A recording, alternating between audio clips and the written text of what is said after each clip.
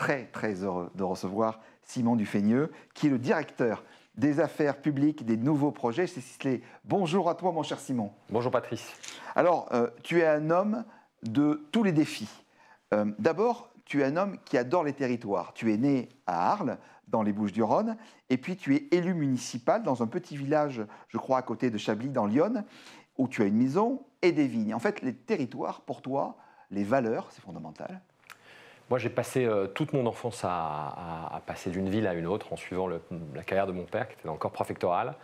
Et c'est vrai que c'est assez formidable, c'est une richesse incroyable de pouvoir, sans aller loin, sans partir à l'étranger, découvrir la richesse exceptionnelle que proposent des provinces très différentes, avec des habitudes, des cultures, des ouvertures d'esprit très différentes. Moi, ça m'a beaucoup marqué et je le garde aujourd'hui comme un précieux atout.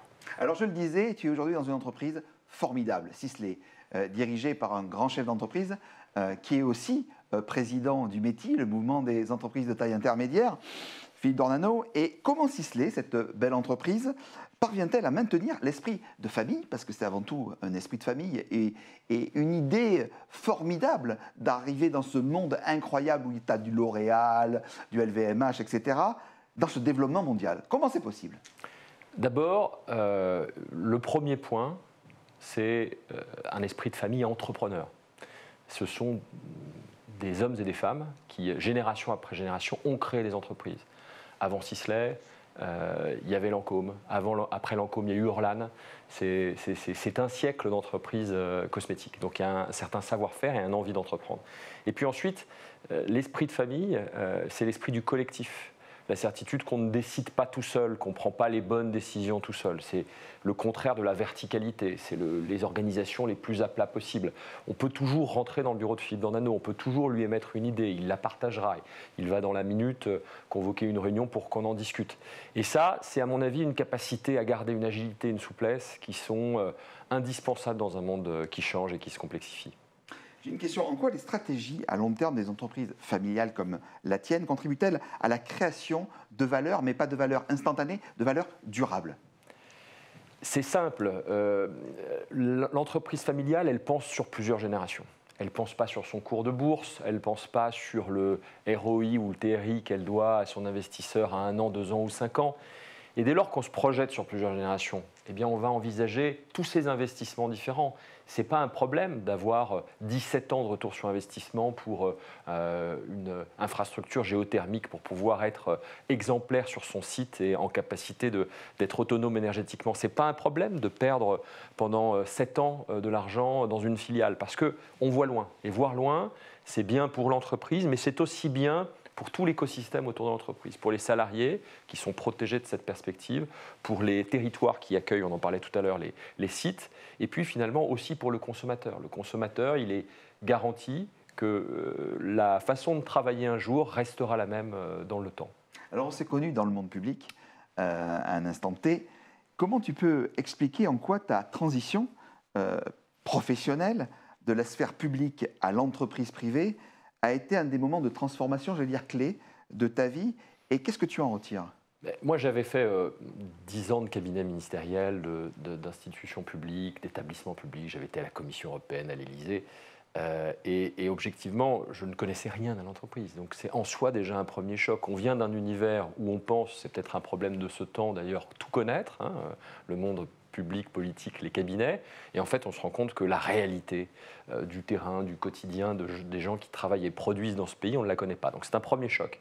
Le deuxième choc, c'est que moi, j'arrive avec un patron qui me dit tout de suite ce que tu sais faire en termes d'affaires publiques, d'influence, de relations publiques m'intéresse. J'en ai besoin pour mon entreprise, pour le métier maintenant. Mais en même temps, je vais t'apprendre un métier. Ça, c'est un deuxième choc. Moi, on ne m'avait jamais pris les choses comme ça. Et on m'a appris un métier. J'ai été directeur de filiale, puis maintenant je suis directeur du développement, dans lequel, n'ayant jamais ouvert un tableau Excel ni fait une présentation PowerPoint de ma vie, c'était un petit peu compliqué. Et finalement, et c'est le troisième choc, c'est que par rapport à un monde public qui est quand même trop marqué par une forme de défiance des uns vis-à-vis des autres, je suis arrivé dans un monde de confiance. Et ça, c'est absolument formidable lorsqu'on le vit. La confiance est quelque chose d'important, et le talent également. En quoi vous repérez, et pour toi, un talent, c'est quoi ? D'abord, un talent, ça ne se décrète pas, ça ne se résume pas à un diplôme, ça ne se résume pas à une école. Un talent, c'est la capacité à travailler en collectif, c'est la capacité à apporter des idées, c'est la capacité à trouver des solutions. Et moi, j'ai la chance d'avoir toujours, dans les fonctions différentes, beaucoup formé de jeunes, de stagiaires, d'apprentis. Et le plus beau plaisir, c'est celui de découvrir chez des tout jeunes des talents bruts qu'on va essayer d'affiner, d'accompagner, de développer, mais qui, en même temps qu'on le fera, vont aussi beaucoup nous apprendre. Quand on parle de talent brut, c'est justement le moment, l'instant nouvelle génération.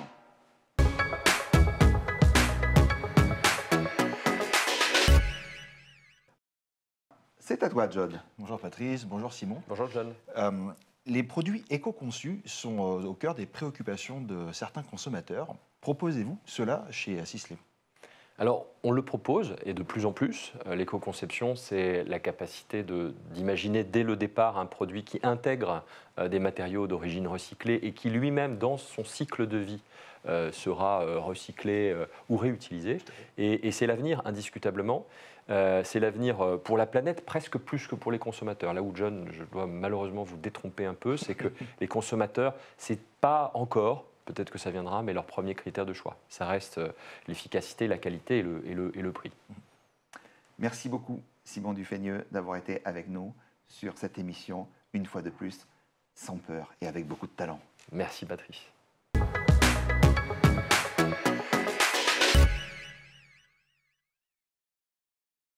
Beaucoup de questions à poser à Claire Percé, présidente fondatrice de Cannes, conseil en RSE, stratégie et mise en œuvre. Bonjour à toi. Bonjour Patrice. Alors justement, comment on passe d'un cabinet ministériel, je crois avec Luc Châtel, Tout à fait. à la création d'une agence conseil en RSE? Oui, alors ça peut sembler assez éloigné et pourtant il y a un fil conducteur en fait à tout ce parcours. C'est la quête de l'intérêt général, l'envie d'être utile. Donc c'est vrai qu'il y a 20 ans, quand j'ai commencé ma carrière, je pensais qu'être utile, ça passait forcément par les pouvoirs publics, par les institutions, par l'Assemblée nationale, par le Sénat, par le gouvernement, par les collectivités locales aussi. Donc j'ai commencé ma carrière comme ça, d'abord en collectivité locale, et puis j'ai passé plusieurs années, tu le disais, auprès de Luc Châtel. Et finalement, ces années, même si elles ont été très utiles, que j'ai passé des années très enrichissantes, m'ont aussi amené à me dire que l'utilité n'est pas si évidente que ça, parce qu'il y a énormément de freins, il y a énormément d'inertie. On lance des réformes, on recule, on ne les fait pas, il n'y a pas forcément la volonté, pas forcément la détermination. Donc ensuite, je suis passée dans le monde de l'entreprise. Alors, raconte-nous ce moment de bascule, quoi. Oui, voilà, c'est une vraie bascule parce qu'un changement de culture. Moi, j'étais habituée à travailler dans l'urgence. C'est le monde public, c'est assez particulier. Là, donc, j'arrive dans une grande entreprise qui est SFR, pour ne pas la nommer. Et donc, un changement de culture, mais je m'aperçois qu'il y a un vrai souci de l'intérêt général aussi, d'une autre manière, mais via la RSE, via la fondation d'entreprise, et que en fait, l'entreprise a vraiment le pouvoir de changer les choses, et même, je dirais, a davantage le pouvoir de changer les choses que la puissance publique. Voilà, Et justement, tu ressens des besoins dans les entreprises pour changer les choses en matière de RSE en particulier? Oui, donc c'est pour ça que là, j'ai entamé ma 3e vie professionnelle il y a 1 an et demi en montant mon entreprise de conseil en RSE, parce que, en fait, en étant en poste en tant que directrice de la RSE, je me suis aperçue qu'il y avait un besoin colossal des entreprises, qu'on était vraiment à un tournant historique, en fait, et un besoin des entreprises de s'investir, de jouer un rôle citoyen, d'être vraiment acteur dans la vie de la cité. Alors imagine, en face de toi, tu as un futur entrepreneur. C'est quoi les conseils de bonnes pratiques que tu lui donnerais en la matière? Alors, un futur entrepreneur, déjà la première chose que je lui dirais, c'est la RSE a toute sa place, même au moment de la création d'une entreprise. Surtout même. Voilà. Parce qu'en fait, on peut penser que la RSE, c'est pour les grandes boîtes, c'est pour les entreprises du CAC 40. En fait, aujourd'hui, la RSE, ça concerne toutes les entreprises, les TPE, les PME, les ETI aussi. Et quand on crée son entreprise, ce qui est important, c'est de mettre en place sa stratégie RSE dès le départ. Et c'est encore plus facile, puisqu'après, il n'y aura pas de, on va dire, de changement de culture d'entreprise à effectuer, puisqu'elle sera là dès la naissance de l'entreprise. Et donc, ce que je lui conseillerais, c'est de mettre en place des choses très simples, faisables, mesurables, qui ne vont pas lui prendre trop de temps, parce qu'on sait que quand on crée une boîte, bon, on est sous l'eau, on travaille 16 heures par jour, mais d'intégrer ça dès le départ. Et je lui dirais aussi que ce qu'il va mettre en place comme politique RSE, c'est aussi les valeurs qu'il a envie d'incarner, de véhiculer, et que petit à petit, il va certainement embaucher cet entrepreneur. Et donc ça, ce sera vraiment sa culture d'entreprise. Donc c'est quelque chose qui va le suivre. La RSE, en fait, c'est une manière de se projeter. C'est-à-dire que pour moi, un chef d'entreprise, un entrepreneur qui n'investit pas dans la RSE, c'est qu'il ne se projette pas dans l'avenir. Et qui ne pense pas aux jeunes. Alors justement, oui. Les jeunes, c'est la question maintenant, c'est la question de nouvelle génération.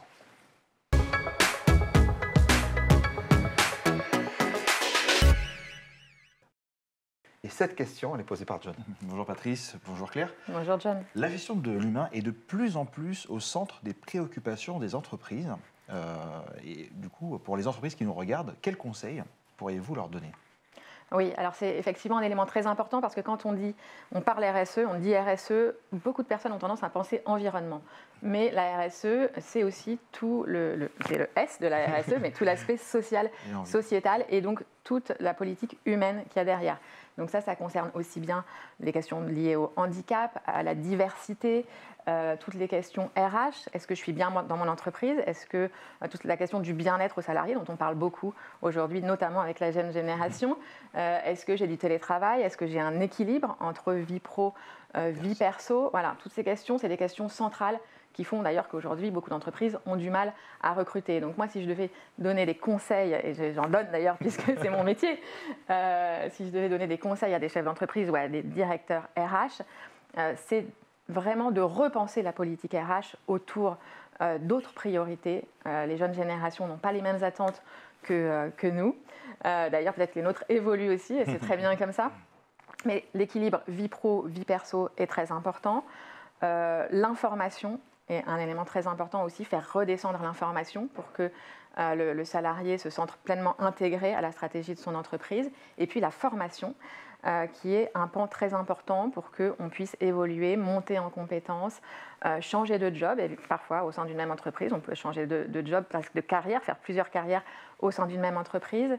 Et puis, après, il y a des mesures aussi type sport, faire en sorte que le salarié puisse faire du sport dans le cadre de son travail. Voilà, il y a plein de mesures comme ça à mettre en place pour que le salarié se sente bien et reste au sein de son entreprise.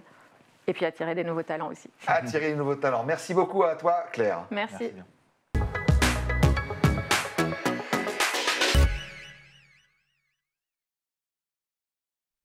J'ai l'extrême plaisir de recevoir une personnalité, un vrai tourangeau, quelqu'un qui adore les territoires, qui adore la France. Bruno de Lespinay, président, directeur général du groupe Artus. Bonjour à toi, mon cher Bruno. Bonjour Patrice.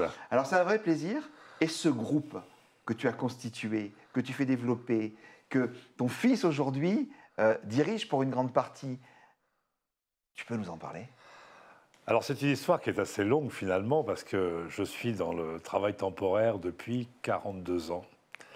J'ai démarré comme simple salarié avec mon petit attaché-caisse dans un groupe à Paris qui s'appelait Interdomus et puis après qui a été racheté par le groupe Adia, pour ne pas le nommer, qui n'existe plus maintenant. Et il y a eu une restructuration en 1992 et suite à cette restructuration, j'ai dit on va créer le groupe Artus. Et je l'ai fait de façon très, je dirais, personnelle, à mon domicile, avec mon logo à mon domicile, en créant la structure au départ à mon domicile. Et j'ai créé une première agence à Tours en mars 92, rue Édouard Vaillant, qui a été donc le début de ce grand cycle qui est maintenant assez intéressant. Et donc... Aujourd'hui, Artus. Alors, aujourd'hui, Artus, c'est 80 agences en France. C'est 9 agences au Maroc, c'est 8 agences en Tunisie, c'est 4 agences en Côte d'Ivoire, c'est des agences aux Antilles, en Martinique, en Guadeloupe, à la Guyane, bien sûr, et puis on va certainement continuer sur l'île de la Réunion. On fait travailler 16 000 personnes dans le monde. Ça, c'est surtout, bien sûr, avec l'apport d'Alexis qui est arrivé avec nous en 2011. Ton fils ? Mon fils. Moi, j'avais créé la structure, j'avais créé à l'époque, j'avais une quinzaine d'agences. J'avais déjà créé toute l'Afrique, déjà. J'avais racheté Société en Afrique, et puis Alexis donc, a développé le réseau par la suite. Ça, c'est une force. Est-ce que tu peux nous décrire comment, justement, Artus contribue à l'évolution du marché de l'emploi et quels sont aujourd'hui les principaux avantages que vous offrez aux travailleurs, mais aussi aux entreprises ? Alors, si on veut regarder bien le système d'Artus, d'abord c'est une entreprise familiale, 100% familiale, et qui a su attirer, je dirais, des collaborateurs permanents par rapport à notre structure et notre façon de procéder.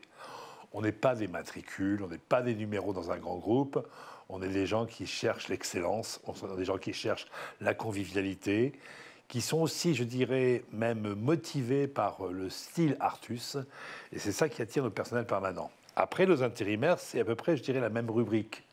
C'est-à-dire qu'on les attire par le fait que, justement, Artus est une grande famille. Ils viennent à l'agence, ils se sentent chez eux.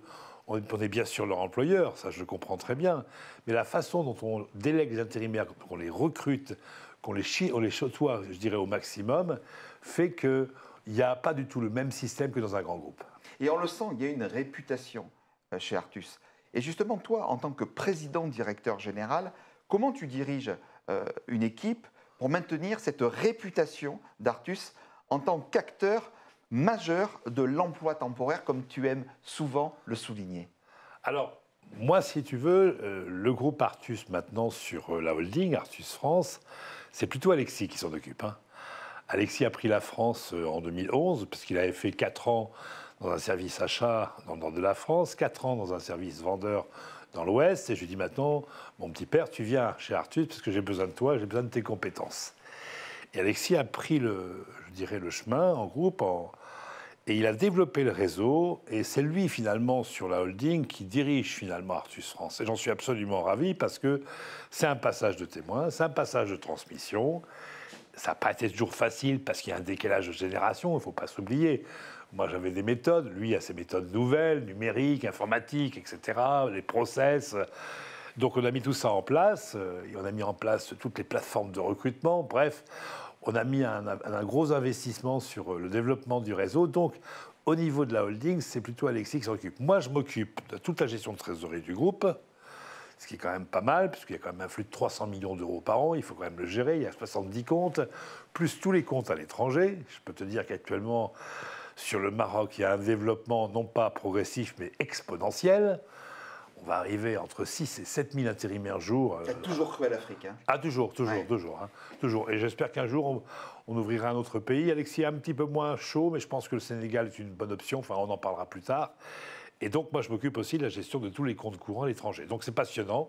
Moi, j'ai toujours été dans les chiffres depuis le début. Hein. Bon, j'ai peut-être une âme de gestionnaire, je ne sais pas. C'est passionnant, et en même temps, tu es un homme passionné. Ah oui. D'ailleurs, tu as Artus, mais pas que Artus. Ah, que oui. Voilà, et notamment le sport, et notamment le basket. Alors, le basket, c'est une autre histoire. Parce que je suis depuis 40 ans dans le basket à Tours, parce que moi, j'étais un ancien joueur, il ne faut pas l'oublier. Bon, je n'avais pas le gabarit que j'ai maintenant, bien sûr. Tu étais meneur de jeu? Absolument. Voilà, j'étais en poste 1. Il y a des postes que des joueurs qui font 1m80, qui sont à droit à 3 points, qui savent bien distribuer, qui ont une bonne lecture du jeu. Ben, la lecture du jeu, finalement, qui est dans le basket, moi, j'ai un petit peu transmis de ce que j'avais chez Artus. Et donc, le basket, en 2014, la mairie de Tours, Serge Barbarie, pour ne pas le nommer, avec Xavier Datteux, son adjoint au sport, me dit « Bruno, on a besoin de relever le basket tourangeau parce que la SPO, ça remonte à 76-80, avec Jean Royer, la Coupe d'Europe, etc. » Et le club était parti un petit peu en désuétude. Donc, il me dit, on va regrouper les 2 clubs historiques de Tours, le TBC et le P3L. On va en sortir un club élite. Et toi, il faut un garçon comme toi, qui connaisse le basket, qui est un gestionnaire, qui peut être aussi un mécène au passage. Et tu reprends ça en main. Donc, j'ai repris le club en National 3 en 2014, on a monté en National 2, en National 1, et finalement en Pro B. Et malheureusement, en Pro B, il y a eu un cas, je dirais, extraordinaire. Jamais une équipe qui avait 14 victoires en Pro B ne pouvait redescendre en N1. On avait un cas sur 9 sur la dernière journée pour rester. Et malheureusement, il faut le dire, ce qui est un petit peu dommage, il y avait des équipes qui n'avaient plus grand-chose à faire et qui ont laissé leurs 5 majeurs sur le banc, qui ont mis leurs équipes de remplacement, et ça a un peu faussé les résultats. C'est pas du sport, ça. C'est un peu dommage. Nous, il fallait qu'on batte Blois, on les a bien battus de 21 points. Sauf qu'en face, c'est des équipes comme Évreux ou comme Lille, bon, ou Boulazac, qui n'ont pas trop joué le jeu. Et finalement, on avait un cas sur 9, et tous les paramètres se sont mis en place pour qu'on retrouve ce cas 1 sur 9. Mais vous remonterez, c'est l'objectif de cette année. Hein, avec cette volonté, avec cet optimisme qu'on te connaît. Alors, aussi bien dans le sport que dans l'entreprise Artus, tu recrutes des talents. Pour toi, un talent, c'est quoi? D'abord, pour avoir un très bon basketteur, il faut qu'il y ait une très belle osmose au niveau de l'esprit d'équipe, l'esprit individuel, sa façon de se comporter, la façon d'être tous les jours. Déjà, c'est un premier point. Je dirais bien sûr, le talent est inné, c'est la première partie, mais il faut que lui, je dirais, soit en osmose avec l'entraîneur. Déjà. Et puis ensuite, il faut de la communication sur l'équipe elle-même, sur les 10 joueurs, le banc, le remplaçant, le 5 de départ, le 5 de suite. Et il faut cet esprit, je dirais, de regroupement, d'entente, d'amitié.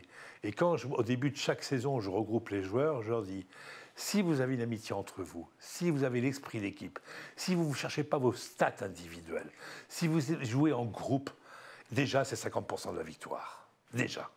Donc faites-le. Et travaillez comme ça.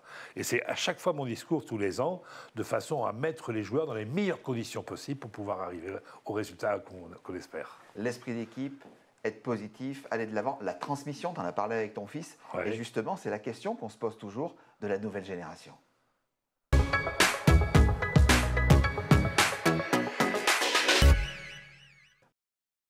Voilà, c'est à toi, John. Bonjour Patrice, bonjour Bruno. Bonjour. Pour attirer les nouvelles générations, est-ce que vous avez dû adapter vos méthodes de recrutement? Oui, alors, toutes les méthodes de recrutement ont été modifiées depuis à peu près une dizaine d'années. On n'est plus, je dirais, des kiosques qui sont dans les villes et qui attirent les intérimaires. On travaille avec des plateformes de développement, on travaille avec des plateformes d'emploi. Tout se fait maintenant par Internet, tout se fait par la communication numérique. On travaille plus du tout de la même façon. Donc déjà, l'approche de nos intérimaires, c'est une approche beaucoup plus mathématique que par le passé. Alors bien sûr, ça c'est un premier cap pour pouvoir les enregistrer et les attirer. Après, bien sûr, il y a le cap de la visite, le cap de l'entretien. Et ça, la nouvelle génération qu'on met en place maintenant, il y a aussi des tests qui sont mis en place, il y a tout un board qui est mis en place aussi au niveau des agences. Il y a tout ce système que l'on essaye de développer pour pouvoir optimiser au maximum l'appel de l'offre et l'appel de la demande par rapport à l'entreprise. Donc la nouvelle génération du recrutement n'est plus du tout celle qui était par le passé. Il faut être honnête, les qualifications ont aussi évolué, les mesures de sécurité ont évolué, les cadres de recrutement ont évolué. Tout s'est informatisé, mais tout s'est mis en place d'une façon beaucoup plus technique et moderne. Merci beaucoup à toi, Bruno de Lespinay, d'avoir été notre invité. Alors, je suis ravi. Merci beaucoup. Merci.